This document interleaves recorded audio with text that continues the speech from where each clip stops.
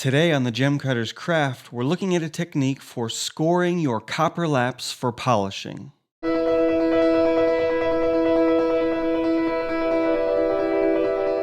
We are currently in the studio of gem cutter Victoria Reyno, and she is sharpening her knife in order to be able to start the scoring process for this copper lap.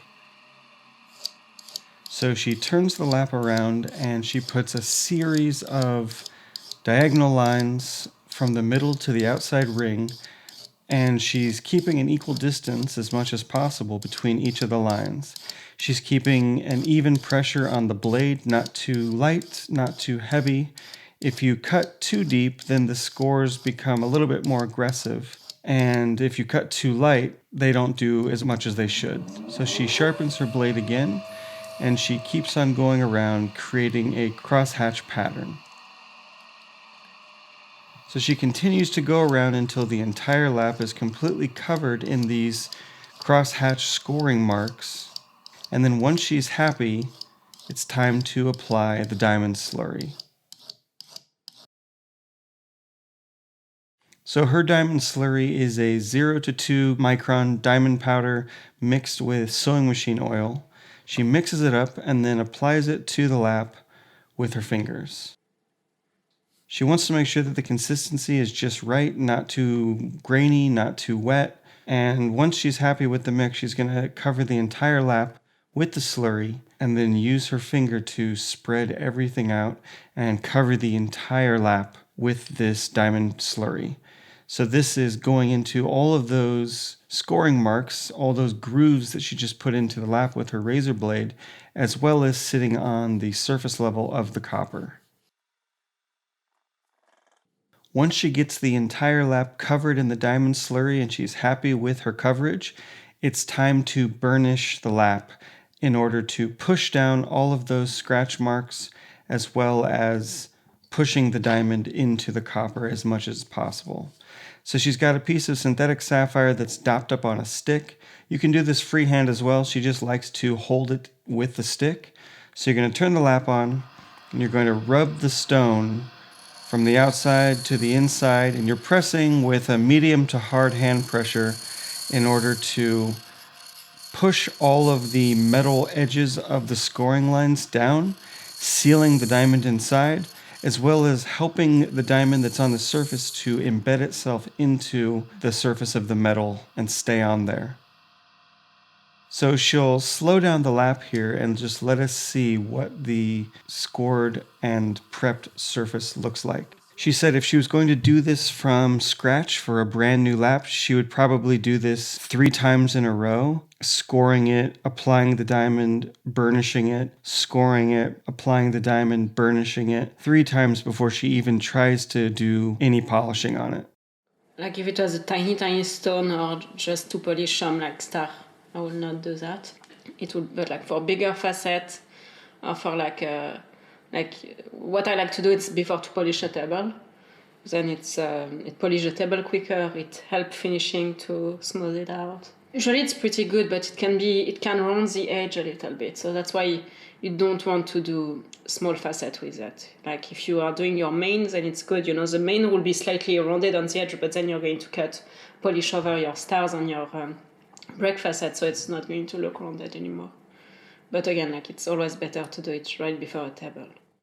So now that she has the lap scored with diamond slurry applied and burnished, she's ready to start polishing. At first, the diamond isn't doing its job very well, so she needs to go a few times around the stone before she's getting a good polished surface. So she might do a few facets with a bad polish and then come back around once the lap is really broken in and is really doing what it's supposed to be doing and giving a perfect shine.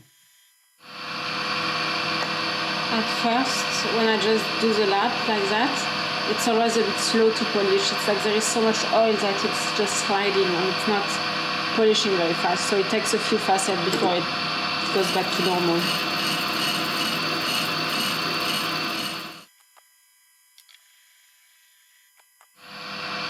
So this facet is not very well polished yet, but it's a bit too rough. So I'm going to do a few other facets and then I'll go back once I feel the surface is a bit smoother on the lap.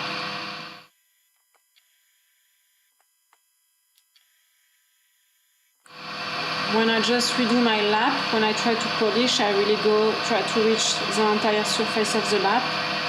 And then when I feel the lap is smoother, I use the part on the lap that I think give a finer polish. So I will like to polish fast. I will go on the outside here, and then for the little final touch, I will go on this part of the lap.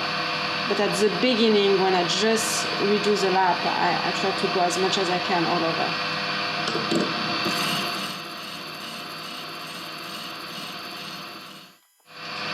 The polish is not perfect, so I'm going to go to another facet.